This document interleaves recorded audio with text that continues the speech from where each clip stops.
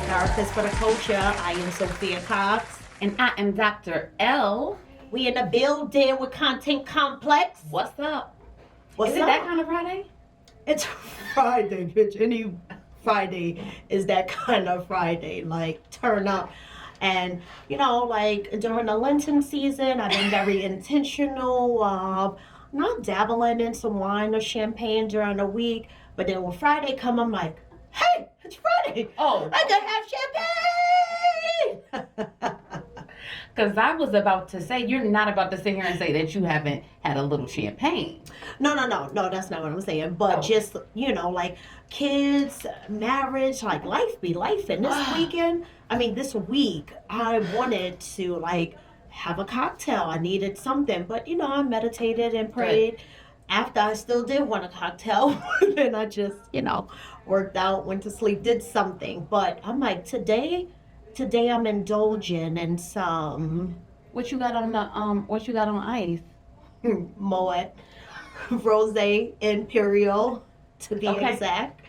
So yeah, that's how I'm feeling. Water to, you know, hydrate me, and then for the plans that you have later. Yeah, exactly. I respect it.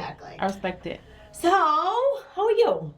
I'm resignating in like a spirit of gratitude. Today is my house anniversary. Oh, happy home anniversary! Woo!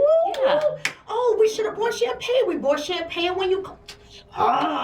Wasn't even thinking about it. I don't like having champagne when I have clients. I do have some clients today. Okay. All right. But congratulations. Thank you. But that just kind of came back to me because I've been remembering and forgetting it all week. But just trying to embrace a gratitude of, you know, we're in spring. Yeah. It's a shift in so many things, being open to the shift regardless of how comfortable or uncomfortable it might be. And so, you know, just trying to sit in it and process what's happening in my body as I sit in it. And so I like that for you. I like that for me too. It felt good. So thank you for sharing. Yep.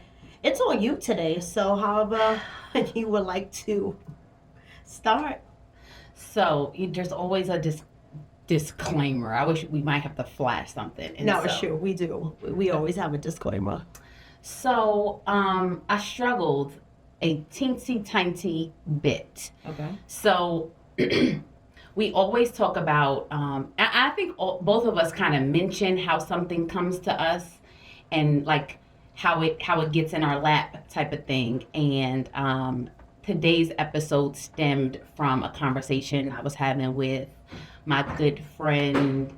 I don't say names, but he knows who he is. I was having a conversation with my good friend / boss / business partner friend, and the conversation went from me and him to a bigger office conversation, and both of us at the same time turned and said, "That's this week's episode." And I was like, "That's it right there," right? Yeah. And then as I thought more about bringing the episode to the table, I got scared. I got a little scared because I felt like it could be a little bit controversial. And then this morning, even last night, I was going back and forth between a safer conversation and then a possibly controversial conversation. And when I woke up this morning, Spirit said to me, "You ain't never scared." Just like that. That's not who we are. That's not. That takes away our whole title. It does. Our whole being. It does. It absolutely does. So I needed to go through that reflection just to put it out there that this conversation is not meant to be offensive. Sophia has no idea what the conversation is yet. But it opened up a bigger door. And so this was the real therapist for the culture. We are here because we keep it real, and we started this journey because we wanted to have real discussions about real things that influence society outside of us. And that's it. And our mental health. Got it? Exactly. So let's do it. All right. So I ain't never scared. So I had said to my friend, I was like, I just said, I am never scared. And then my heart just said, boop, boop, boop, boop, boop, boop. Like, what are you about to say? So I was like, we was talking about the Ravens. We in free agencies. There's a lot of moves happening. A lot of moves happening. We Ravens people. And so we talking about these moves that's being made. And I was like, I said, why is it that most of the starting Ravens are with white women? Doom, doom, doom, doom. And which camera should we look at? And I was like, the fuck is up with that? I said, if you line them up, all of them are with white women. Not necessarily, they not all married. Some are still girlfriends or whatever. And he does this thing with his face, and he's like, well, he laughs at me a little bit, and I'm like, I'm serious. I'm like, I'm serious. So he starts running down the list of the contributing factors that he has pulled out. Ooh.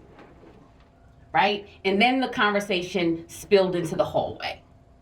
So the conversation spilled into the hallway to include myself, single Black woman. Yeah. Him, married Black man.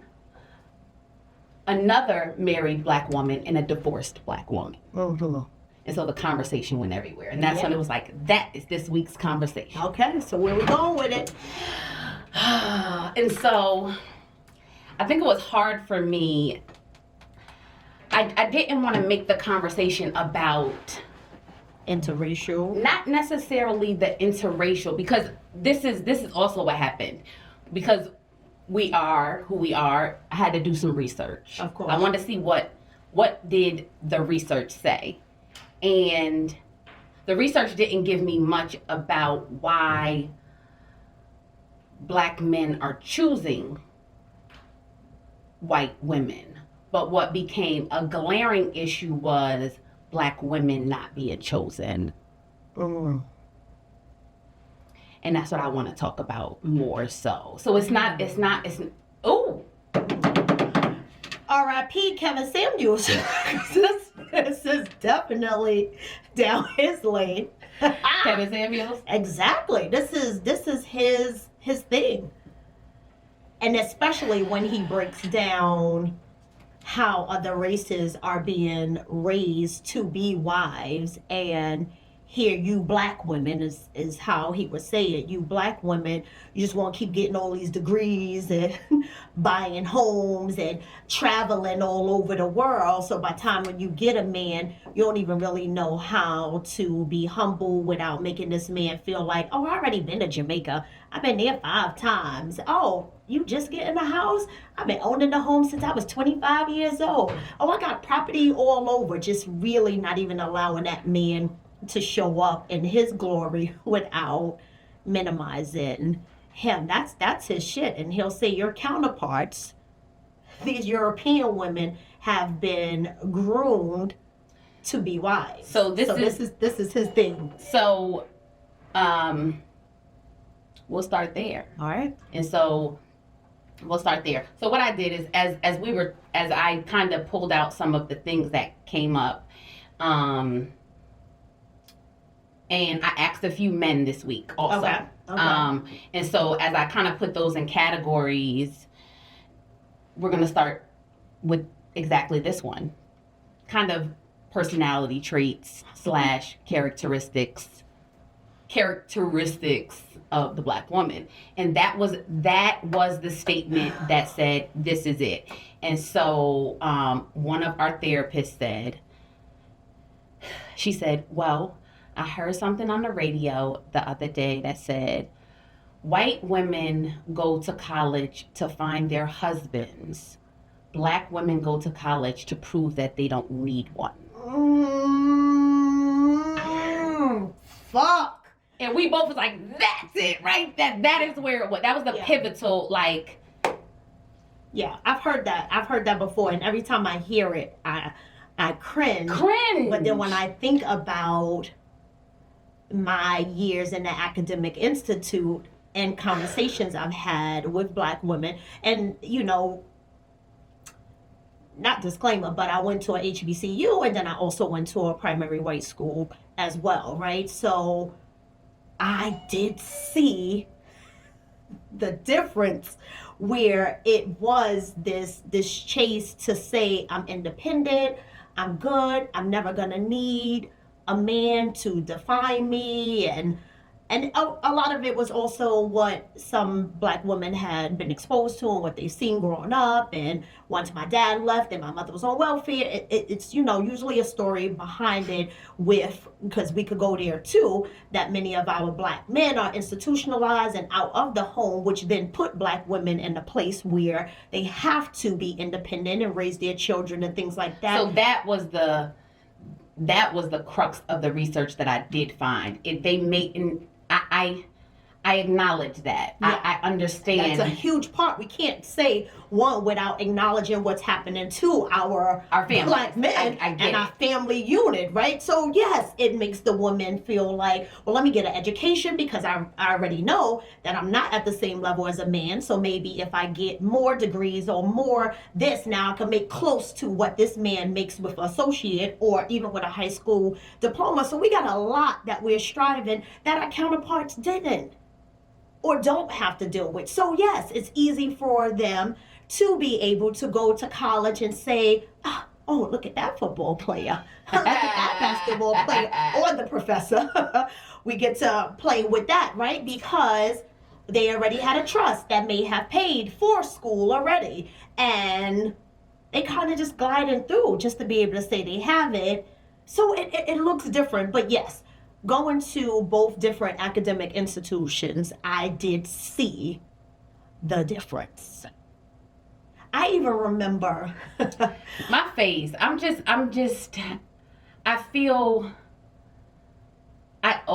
been reflecting on it probably since Monday. This conversation happened on Monday. Yeah. And I've been just reflecting in a way like it hurts. And what part hurts? Because, and we've done an episode, basically, we've done an episode of basically the dichotomy of the Black woman. Mm-hmm. Like, be strong, but not too strong. Yeah, do this, but don't do it too much. Yeah. And that's be independent, but learn how to be interdependent as well. Exactly. Like, and so it's like, there's this line you have to like teeter, and it's like, and then the other piece is, even when you are not professing, oh, I'm the strong, independent Black woman, I don't need you, you still get that charge. Yeah. I mean, because think about it, the same way we tell people to pay attention to behavior, not so much just what a person is saying. So even if we're not professing it and screaming it at the top of the hills, the mannerism, right? You fucking mowing the lawn with your daughter on your porch, strapped in, and you're like, I got this. That man driving past was like, well. So, but why the thought isn't she mowing her own lawn? Because there is no man to mow the lawn, and she ain't got no fucking money to get somebody else to possibly do it. Or he can honk the horn. Do you need help? No, I'm good. That honk the horn, buddy. See what you get when you honk it. Possibly, but it's that too. I got it. Nobody, the Black women have this fear of being perceived as weak or this damsel in distress. So sometimes without professing, I don't need no man and I'm good on my own, we still sometimes give this energy, I'm good. I ain't never scared. But sometimes it's about safety too, right? And it's so many different levels to it, but just sometimes unconsciously and consciously, we just give off the energy of, I'm the alpha. And let's be clear about it. I get it. So it is sad to say, okay, when you ask a black man, why haven't you chose, or why is this happening? And they say, because y'all too, and you can insert whatever superlative you want to insert. Y'all too, mouthy. Mm-hmm. Yeah. Nagging was something that came up. Argumentative. Y'all want too many answers.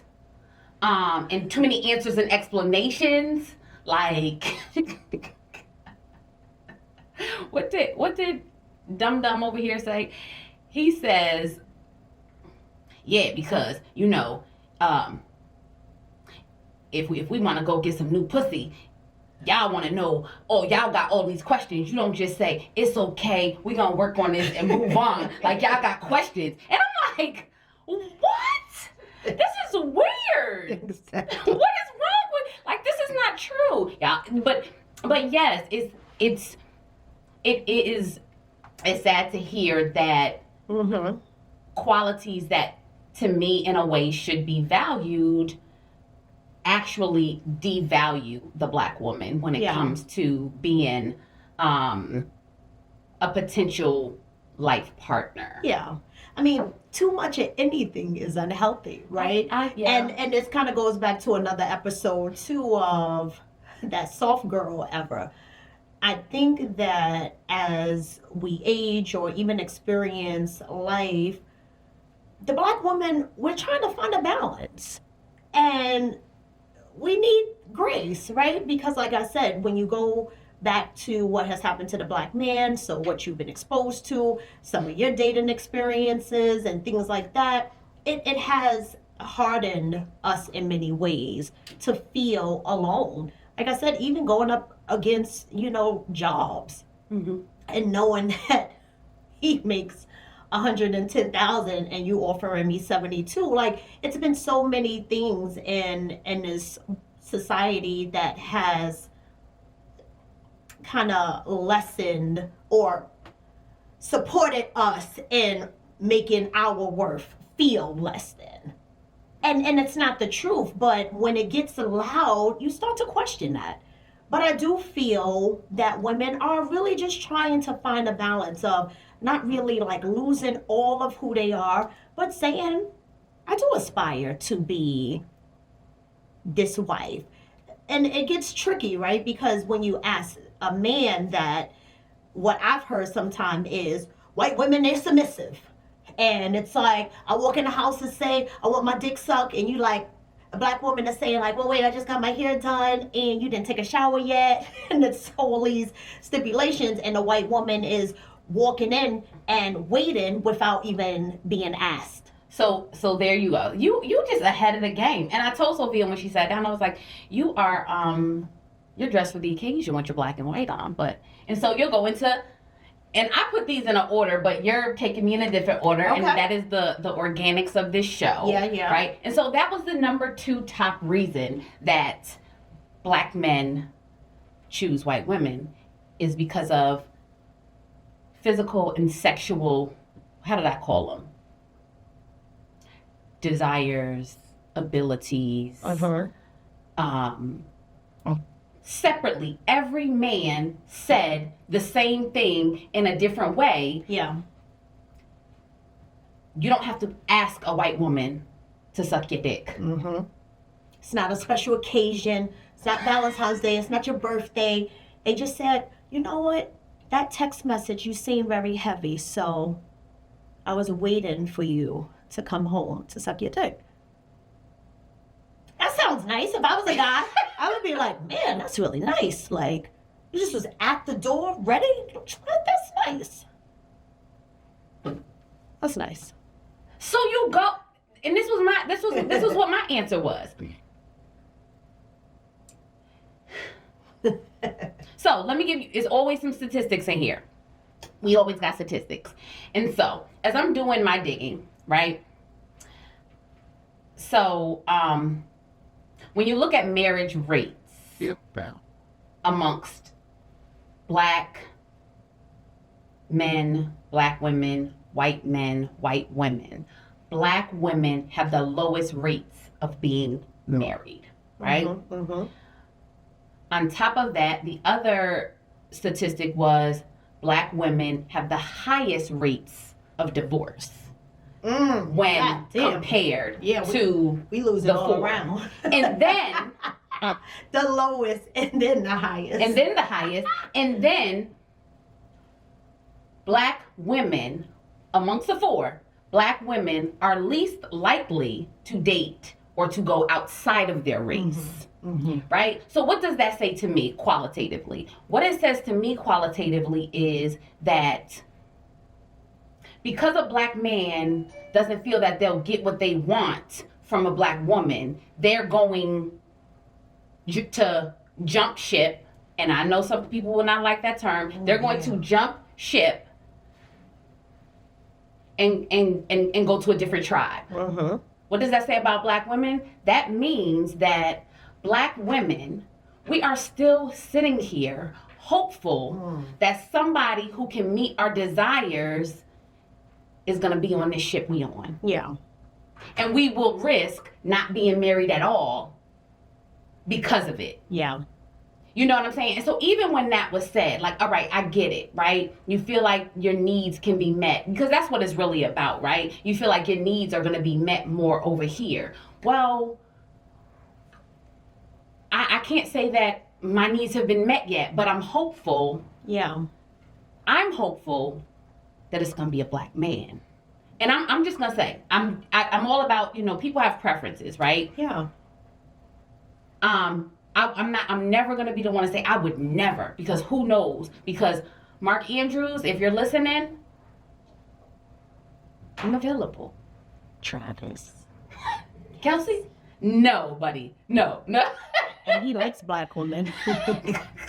Give a fuck what's happening now with Miss Swift over here, but it's only a matter of time before that's over. But I will not say that I would never. I just haven't. That just has not been my thing to date. Who knows what could happen? I had a crush on a white boy in high school.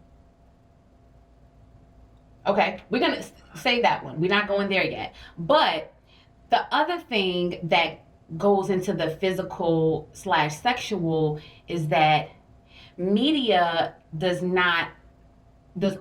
often does not reflect the black woman as the most desired romantic partners. Yes, absolutely. And so what came to my mind, did you see the Mea Culpa? Yes. Okay, good. Yes. Right? I saw it. I watched it. Oh, good for you. I did. I watched it. Yes, I did.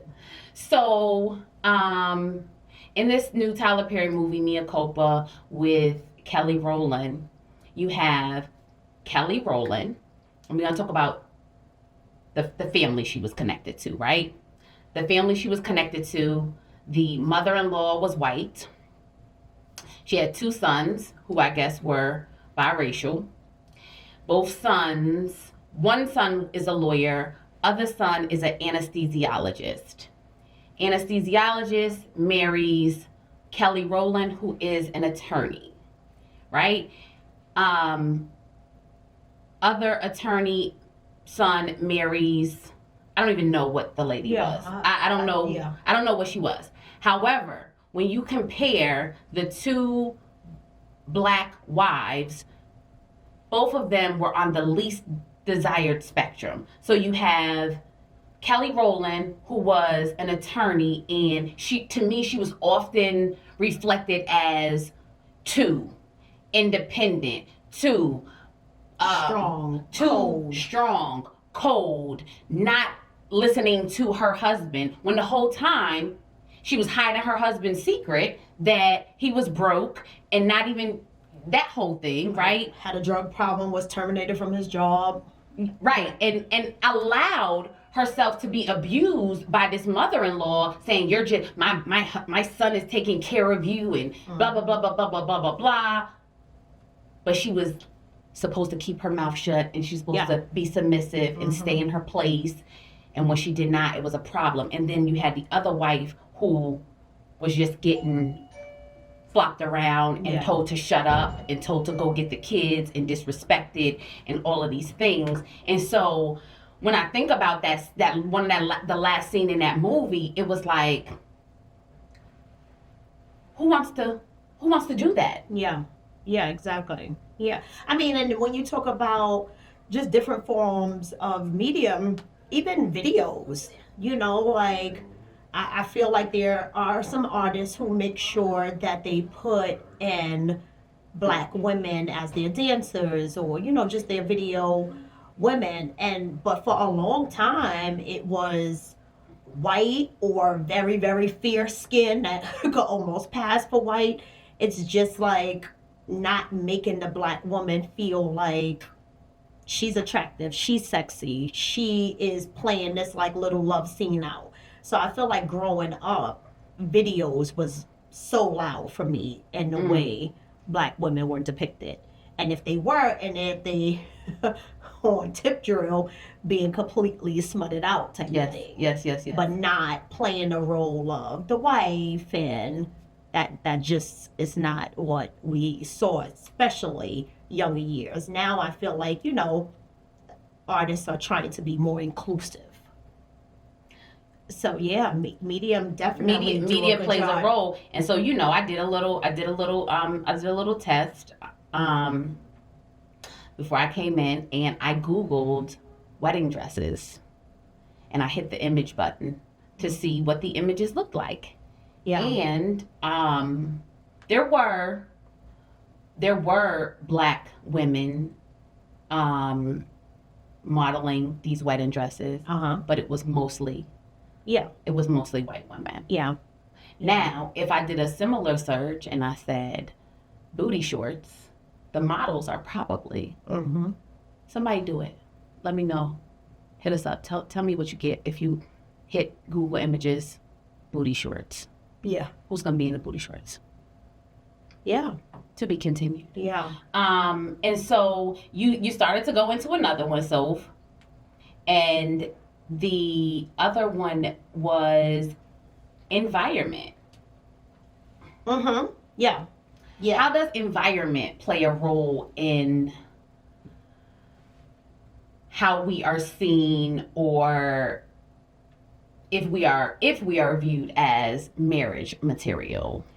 Well, so the first thing that came to my mind when you said environment is just what you're exposed to, right? So we have a family member, and the joke is he only dates white women.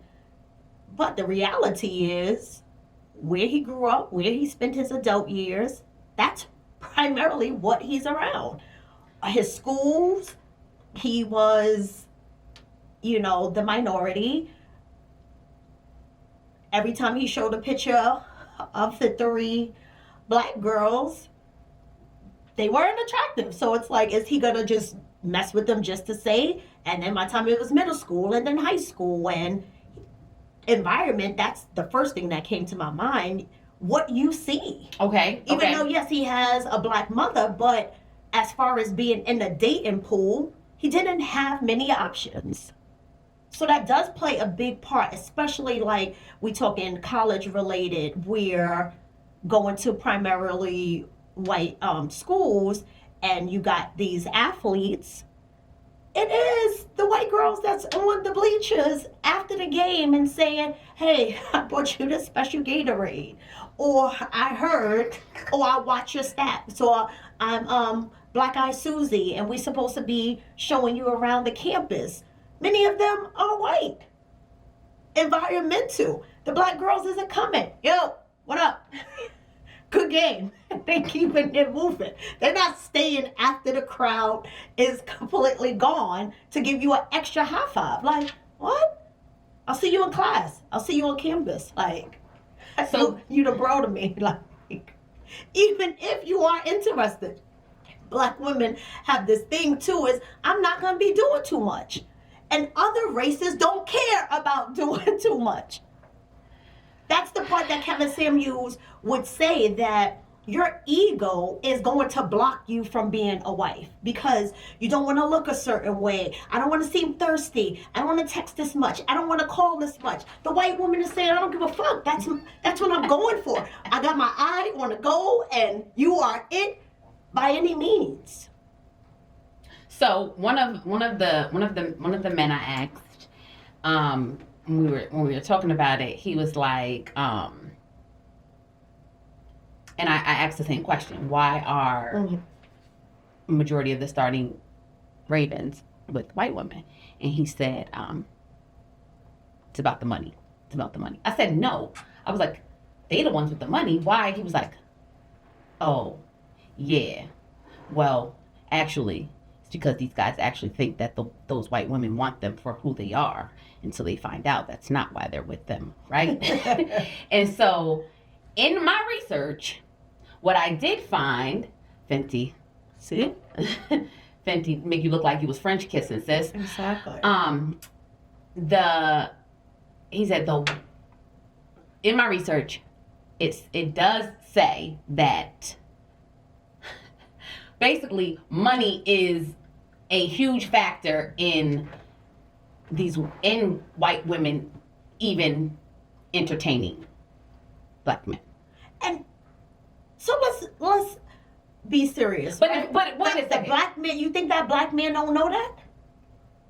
Like, you think that black man is like, I don't know, but oh man, I know she just loves me so much. Or the black man is saying, I have the money. I don't care that she wants it. I got a prenup, I got this, I could give her that. But I will pay for my peace. Because somewhere they feel like... Did Dino just say, like, did you just say, like, amen or something to that? Pay for your peace? No.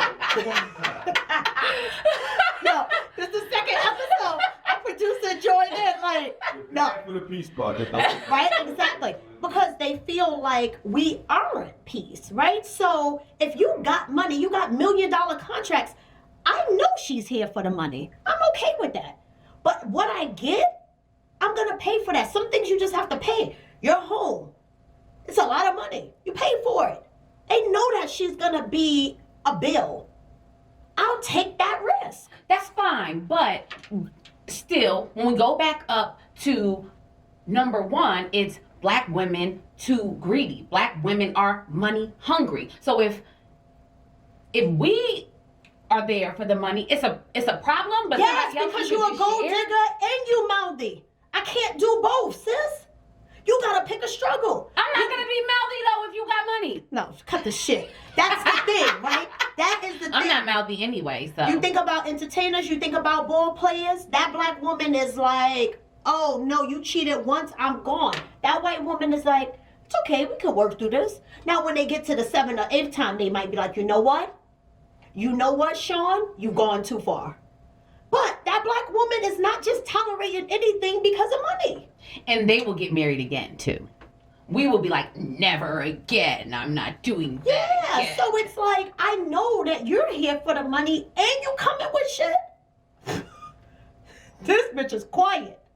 And she's sucking my dick when I walk through the door without even have to ask. Yes, I'll blow a little bit of money on her. That's my endorsement money. She thinks she getting a lot. That's my Nike shit. It's okay. And again, I'm not condoning one way or another, but just having conversations with men in different fields, athletic, if it's a CEO of a company, I ask these questions. And it's like, I'm not oblivious. Yeah. Some, I will say though, have said, she comes from a little bit of money too. So it's not like she's fully here for that. Her family owns 8 restaurants or this and this and this. So she's not coming from poverty, you know, but they are aware that it's the status. Okay. So you say environment, and this is the beauty of what we do, because I just said, how does environment play out? And Soph gave one way that environment plays out. And for me, my thinking is on the other side. Mm-hmm. And my thinking as far as environment being, what does your environment tell you about black women? Yes, got you.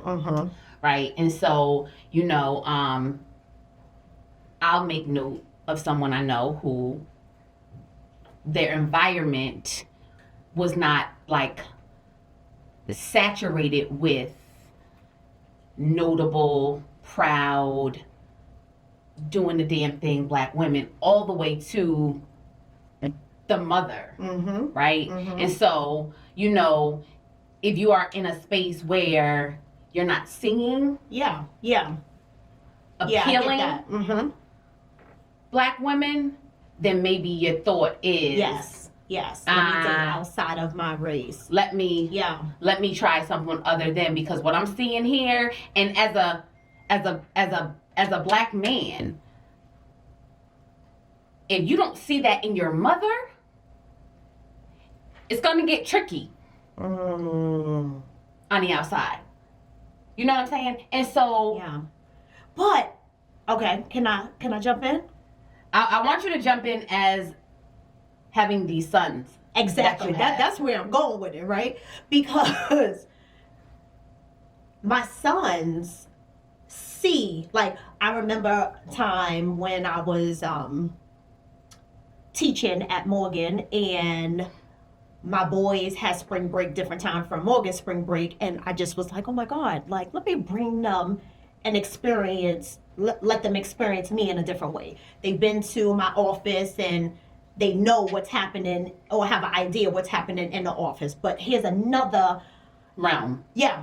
None of them was impressed. You know, it was kind of like, oh yeah, okay, you teaching or whatever. But my point was like to allow them to see me in different realms. But then it's like, but I still live with her, and I still could hear the mouthiness. I could hear how she may speak to my father at times. I could hear or sense her attitude and this strong independence. So it's like you could see certain things in this Black woman, but then still see the same attributes that a man is saying is unappealing. So my 10-year-old in 4th grade, his dad said to him, he's like, oh, you know, I'm in a new relationship. And I'm like, we don't really do relationships. He'd be like, oh, crush. You do the air quotes, my crush. And Dad was like, oh, that name is unique. Is she Black or white? He said, no, I don't do white girls. And in my mind, I'm like, I don't want you doing shit. Like, you saying I don't do white girls is wild to me. But he was like, yeah, I don't do white girls. And there was a sense of like pride inside, like, he's only 10, right? I don't even know if he'll change to a boy, a girl, or a white person. I don't know how. But I was excited, like, maybe he wants somebody like his mom, something, right? So I jump in the conversation and say, oh, you said that, like, very, you know, boisterous. Like, what's that about? And he was like, I don't know. I was like, anything to do with me? Exactly. This is where we seek validation from our children, right? Like, anything to do with me? And he was like, yeah, no. He did come back and say, well, I will say that you are really pretty to me. So finding somebody that's really pretty, like your complexion, is good for me. And I was like, when? It wasn't because I see you read books, so I think you're smart, or you got degrees or a business. It was none of that. It was what seemed attractive to him. So I'm saying that to say, like, you still could see that, but you still get to see the other side, that a man might be like, that's too much. That's a lot for me. And you know, my other 2 boys, they have their natural mother and then me as their stepmother. And one will say, you and my mom are loud. And that's a lot for me. And he's 14. I'm like, I could see him possibly going outside to see if they are less loud. If they are just more quieter. Because they kind of say our personalities are similar. And it's like, he's like, it's just a lot sometimes.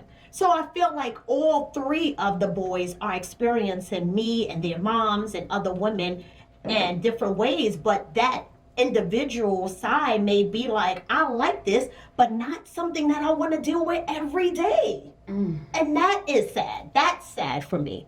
That I admire that for him, that man, but I don't want that every day. I grew up with it, and marrying it for the trajectory of my life, Yep. That is like a ouch. That is a ouch. But that's the reality. We are really dope as Black women, but we are a lot. And it's kind of like a lot that someone should sacrifice to want, right? But we have to at least own I'm a lot. I've been married twice. But you know and I'm a lot. But I'm worth the lotness. I think that's humans, right? And so I have not dated outside of my ship, right? But one of my good girlfriends is totally open to it, right? And so she was dating an Indian man, right? I was intrigued. I was intrigued. I was so intrigued. I wanted all the tea. I'm like, how's it going? Right. She's like, it's good. It's good, right? She's like, yeah. And she's like telling me all the things. And he was, made money. I'm like, is he like real Indian? Like, what's fake Indian? I'm just saying, like, are you Indian and you was raised? Because in Albany, we had a couple of, I don't know if they was Indian or Pakistani, but they were raised. They were Americanized. Very, very Americanized. Okay. 100%, right? You would not have known, right? And so, initially I'm asking, like, so, how's it? She's like giving me all of the stats and stuff. And so then some months later, I'm like, what's up with that guy? She was like, same shit you get with Black men. Same shit. Mm-hmm. He was on the same fucking top. Like, I was like, what? Tell me more. Yeah. Like, I wanted to know more. She said the same things. And I think, honestly, that's true on both sides. People are going to be people. We are a lot. Women are a lot. In some type of way, right? I don't think that's and again, I respect everybody's preferences. I absolutely respect everybody's preferences. But again, it's like, dang, you get disqualified for having a little personality, for having a little sass. And that's the thing, right? That's why I love like my culture so much, because it's like that shit look boring. And I'm not saying, I tell my clients all the time, like, we always gotta check in and make sure we're not addicted to drama. And drama don't have to necessarily be fighting outside, but just like a little argument you want here and there, right? You always want to tap in and make sure you're not addicted to drama. But just as far as a good debate, like, who wants a yes ma'am? And I say that as a woman, right? It's probably men that's like, me.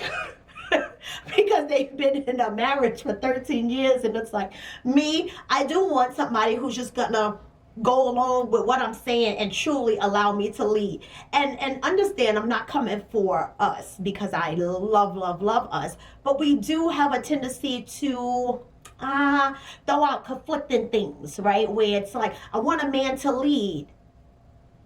You're really not leadable. Right? And it's simple things, right? You want a man to lead how you want him to lead. That goes against the leadership. You can't tell me to lead and then trying to tell you how to do the leadership. Like, leadership, there's so many different ways. There's so many different styles. But I'm telling you, lead in my finances, but not lead with telling me which direction to go when I'm driving. I'm asking you to lead and take the lead with the children and make sure you get the boys a haircut, but I'm telling you not to lead and tell me where I can and can't go, kind of thing. Like, we got so many, like, a criteria to things. So I want this, but then I'm showing you something different. It's like, oh, and I also want you to be financially sound, even possibly make more than me. But then it's like, don't tell me what and how to do with my money, or I'm not going to be asking you for allowance. Like, we got to be very mindful of the contradictions that we are requesting from men, or in marriage, or in relationships. And I feel like, according to Kevin Samuels and his statistics, he says that, and of course, there's always an outlier. There's always an exception, right? So we kind of lump in race and things like that. But this is not for everyone. But he says they kind of come with the criteria they asking. They kind of stick to that. I'm sitting here. Actually, it's so funny how these things come to you, right? Mm-hmm. So I'm sitting here and I'm chuckling now in my mind. And so, I've mentioned on here that my grandmother is white. Mm-hmm. And I've mentioned that when we did a family analysis paper in grad school, I asked her, we had to interview the grandparent. I asked her, I'm like, you never dated white men? She was like, I remember that. right? She's like, no. Right? And so, my grandmother, 4'9", 4'8", white woman, loud. Okay, little and loud. She married her 4 children, had 2 fathers, right? So she had 1 black man and a child. Then she married a black man, had 3 more kids. He passed away.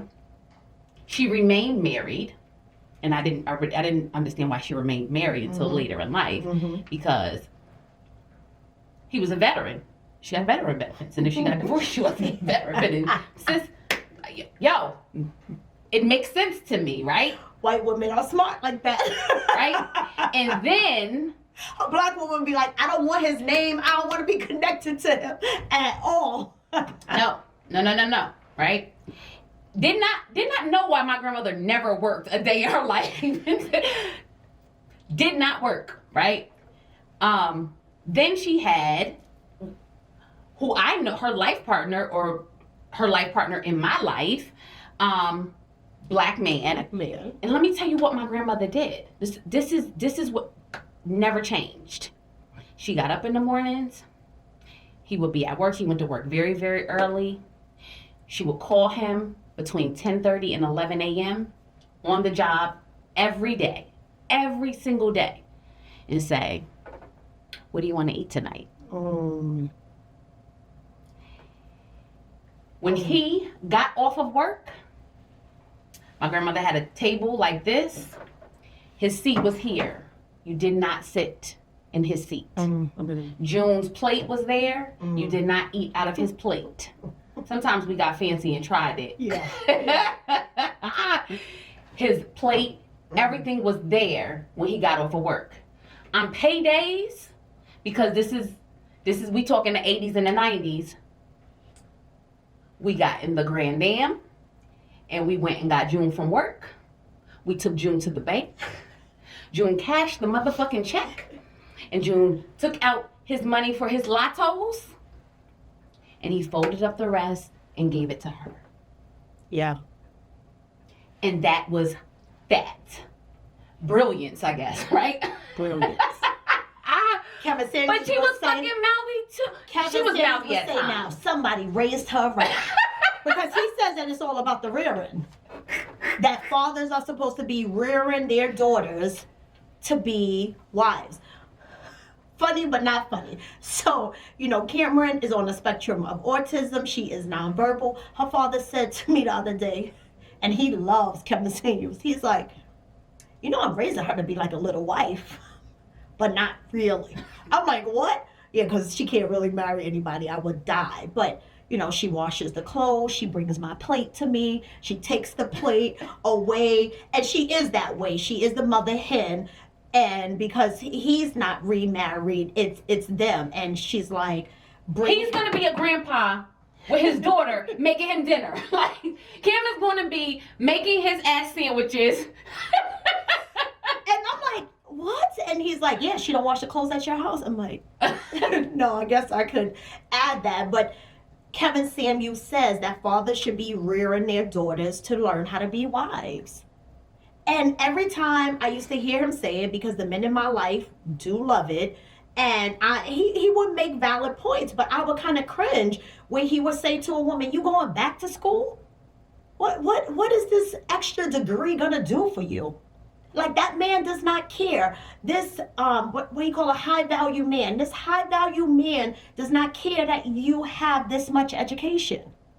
How do you add to his life? How are you making sure that when he comes home after a hard day, his plate is already made and he is sought after? He's taken care of. That's what y'all keep missing. You guys keep trying to get, this is Kevin Samuels, you guys keep trying to get this status or these accolades that this high value man does not care about. He wants to be able to take care of you, but your culture won't allow it. So then when they go outside, now you cringing and rolling your eyes and making comments. He wanted you first. Trust me. This is his thing. He act like he was some kind of therapist, but he really isn't. But he would say some research here and there, and it's like every psychological theorist will tell you that that boy loves his mother, and truly he wants someone like his mother. And then realize that he can't find no peace there. So here he goes outside. I'm not condoning it. That's not what I'm saying. But we have to look at what it is, opposed to just saying, oh, it's sad, it's messed up. The reality is, are we able to provide these black men with a sense of peace? Or are we an additional headache to everything that they are experiencing as a black man? Because as an athlete, he's still getting pulled over. He's still going through social injustice. He's still going through things that the man on the Ave may be experiencing to some extent. He just has some money to be able to kind of mully it over. But so his daily woes as this black woman who may have a little bit more sense of his plight than this white woman, how come we're not easing that? So I get it. And you know what? We're going to have some good, we got like, I think we in year 5, right? I think like in COVID, Sophia and I was having a conversation. It's like, are we gonna run out of topics? Like this year, so many conversations are coming to my mind because the other piece in what you're saying, and this is what I said when we were having this conversation in the office. I said, and I think it's overlooked, we will stand with a black man. We will stand with them. We will, so, and this came up, right? So, Zay Flowers. They was calling it a domestic issue, Zay Flowers. There was a call made to the residents where he was. They was doing all this quoting and vague discussing. I listened to the 911 call. I read the article post. I'm sorry. And I mean, this has other underlying implications. If that wife was a black woman, she may have fled, she may have left him, but she wouldn't have sang like a songbird in the same way.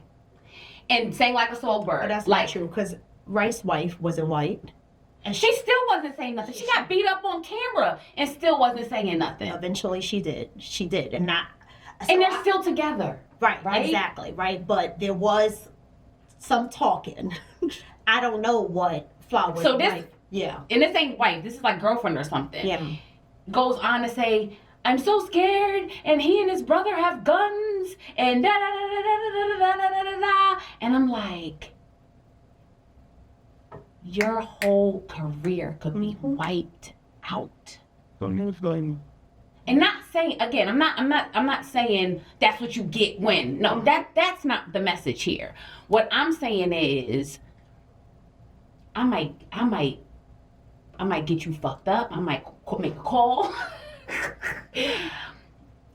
I might do something to ruin your existence and make you think about me every fucking day for the rest of your life. But I probably would not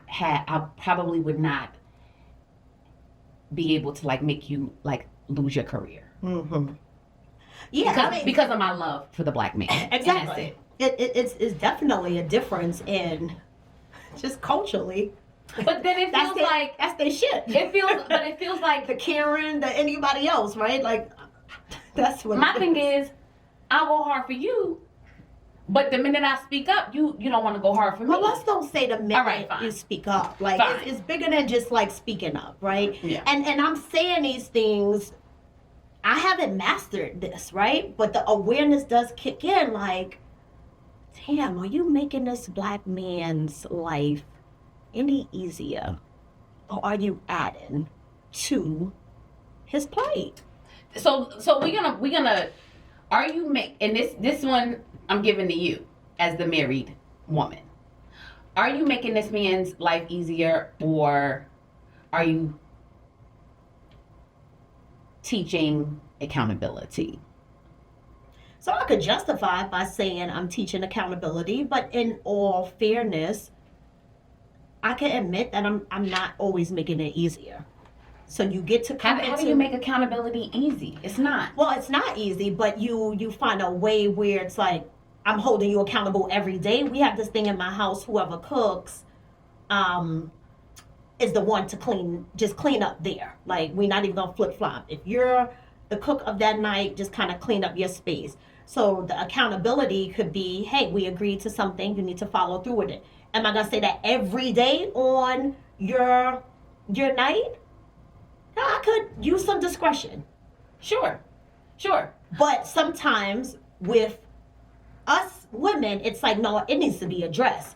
Because if not, I'm letting you get over. I'm letting you take advantage of me. I'm the sucker, and nobody's going to play with me. It starts to go far, especially depending on how you were raised, where you grew up, things like that. It's but wait a second.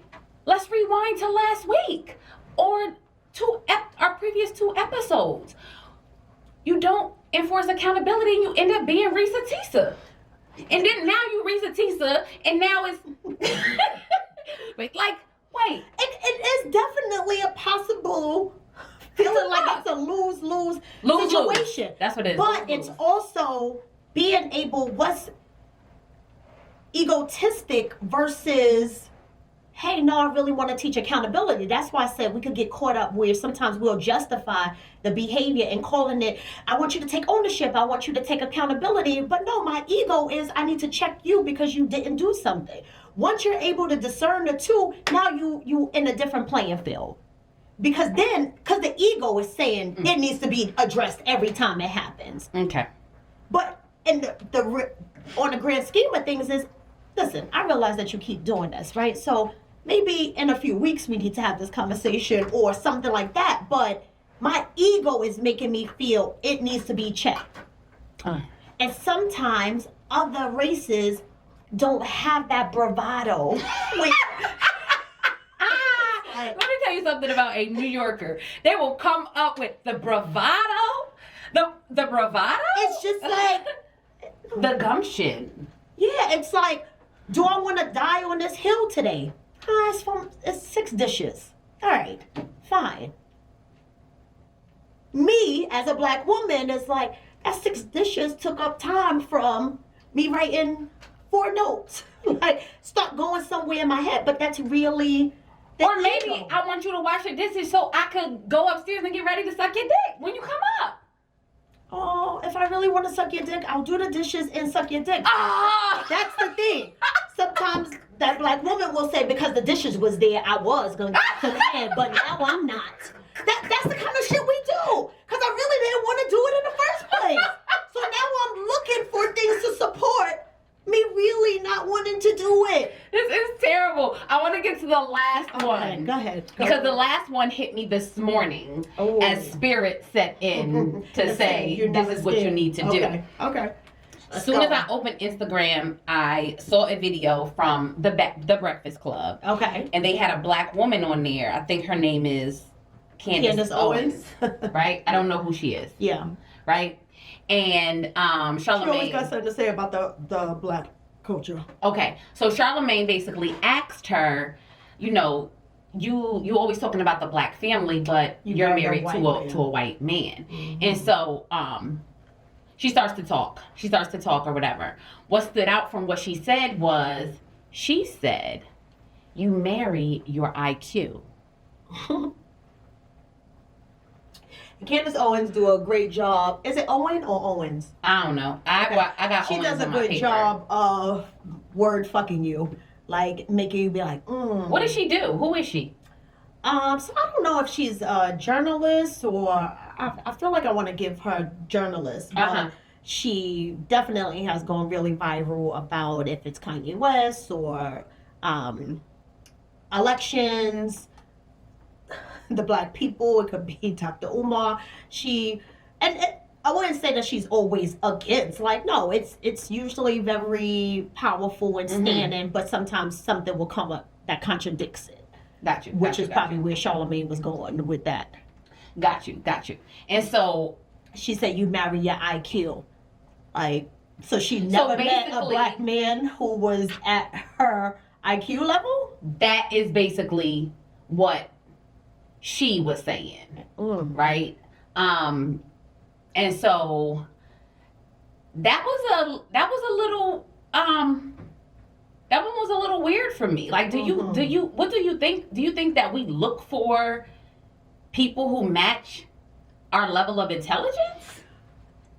So, to some extent, I wouldn't say that that's necessarily... And it's not about degrees, right? Exactly. I wouldn't say that that's always the primary driving factor because, first of all, intelligence shows up in different ways. We know that, right? So a person could sit with the best of them and have conversations about everything that showed up on CNN, but may not be able to have a intelligent conversation about finances or like, so I don't even get that. Like, you marry your IQ level. Like, because even for me, and this is just the clinical side, emotional IQ is more important for me than intellectual IQ. So I could care less of what you know, what's happening in the Sudan or this place. And not that I could care less, but you being able to manage and regulate your emotions, be able to validate somebody else's experience, have empathy, having pro-social skills, that is more meaningful to me than you being a weirdo sitting there and it's like, oh, you know all these GRE words, and I'm not impressed by that. So, that's to each his own, but to make it like a unified thing, like you marry your IQ, I disagree with that completely. So, I don't necessarily agree with it. Yeah, I don't even know what my IQ is, to be honest. Yo, the crazy thing is though, I think I'm smart, but I probably wouldn't be high on one of those tests. yo, it's like, to are you be smarter honest. than a fifth grader? Having this age group, I YouTube a lot. I be like, you don't know this multi-factor, or when they say, oh, the 10-digit law or these rules, I'm like, I don't know this, or even stuff that he's showing me in history. I'd be like, well, where was I? Because I don't know this stuff. But I will say that many black women have said that they do enjoy being stimulated with good conversation. Yes. Right. That is my. I love conversation. So I'll give her, some credit for that. Like, women will say, I'm so sick of my husband sending me Instagram reels or, just always talking about what's happening on World Star. Like, I want to have a very stimulating conversation about what's happening in the world on a global level, not just social media kind of thing. And I will joke with them and say, I get it.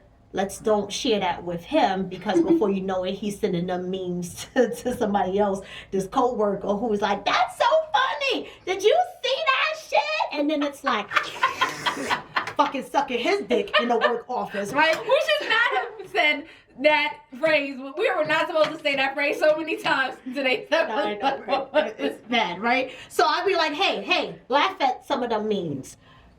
But then also, have a conversation. But many black women, especially when they've been exposed to just some sense of diversity, it may not be at the collegiate level, it could just be anywhere, that it's like, I do want a man that can mentally stimulate me. And so in this I do get her conversation, for saying that piece. in this conversation, I was asked, is having a degree a requirement for somebody I date? And no.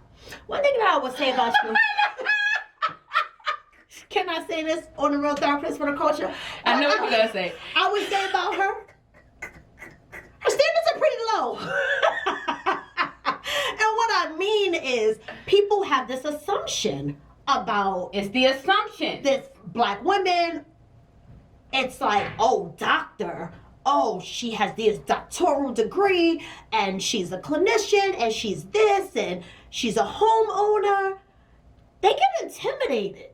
And I be wanting to say, bro, it ain't that hard. Like, it's really not that hard. You mess around and mess with the person who have a GED, and their standards might be like, it needs to be this, and that's not her thing. She's never been the type where it's like, oh, where do you work? What do you I drive? remember one time she was dating somebody. I said, where does he work? She said, I'm not sure. I said, what? He could be a baker. She was like, yeah, well, hopefully he could bring me the rolls that, or the brioche bread that me and Journey like for French toast. It's just not her thing. It's absolutely, it's not, right? And so I was saying. It's about how someone treats her. It is about how. But people would assume that it's like, oh my gosh, that's a makeup on you. Do I have to have a degree? Do I have to drive this kind of car? She don't care about shit like that. I do not. And so but conversation is important. Exactly. Right? Conversation, aspiration, like what do you aspire? You not feeling, and I could be wrong, and I think you walk a fine line. You can't like assume somebody's intimidated by you, but I can say, and I think I've said it on here plenty of times, that I introduce myself as LaShawna. I introduce myself as Shauna. If I'm feeling froggy, I might even introduce myself as Suge, right? Mm-hmm. Probably. I never introduce myself to somebody as Dr. L, right? And so when that gets out, and sometimes I make it a point not to say it, right? As soon as it does, shit starts getting weird. Yeah. And I was telling my baby father this. He was cracking up laughing at me. He was like, yeah, because I knew you when you wasn't nothing. And I like, well, damn. Yo, he's terrible. He is so fucking Virgo terrible. They say what's the word I say? What? Audacious. Like terrible. Audacious. It's a boldness that's beyond us. It was terrible. But anyway, I don't, but then they start getting weird. And it's like, now that's unattractive to me because now you're acting weird. But one person, that barber from my history, he didn't matter. It didn't matter to him. And I could promise you, I could pull up not too long ago. I pulled up very, very just like randomly, was not in his area on purpose. He was like, yo, Suge, I got something for you. I haven't seen him in years. Yeah. Years. And I was going to like the juice place down the street and just parked there. He saw me out of the window of the barbershop and came running outside. What's up, Suge? I got something for you. Yeah. Like, he comes and brings me a yoga book. I don't know if that yoga book was purchased for me, but it was that was so invaluable. Powerful. It was extremely invaluable, right? You know what I mean? And so, we've said a lot. I guess, and I'm just gonna, what I wish in just like ruminating about this topic, my wish for us is that we will be seen. Yeah. And not just labeled. Because a lot of these things are like our labels or our narratives that have been placed on us. Absolutely. And it is my hope for the Black woman that we can be really, really seen. Because I think that will open us up to softening even a little bit. Johnny said something this morning still, I guess, and I overlooked it, but just dropped back in my lap. We was having very, very random conversation today. And she's like, let me tell you what my life is going to be like. This is what she said. She's like, I'm going to become a famous actor, singer, dancer, YouTuber, whatever. I'm going to make billions of dollars. And then I'm going to have a son. No, she's having a daughter first. I'm going to have a daughter. And then I'm going to marry her father. And he's probably going to divorce me. And I was like, huh? She's like, yeah, just because I'm who I am, and he'll probably just divorce me. And that was sad for me. Yeah. Like, why would you, where would that come from? Yeah. You know what I'm saying? So it almost was like a reflection of, I'm not going to be valued. Mm-hmm. I'm not going to be valued. I'm going to do all of these, I'm going to achieve all of these things, but I'm still not going to be valued. And that's what I heard. Yeah. And I don't know if that's how she meant it. She's got years to go to explore life, but that was sad for me. Yeah, no, for real. I felt that. I felt that in my chest. It is my hopes that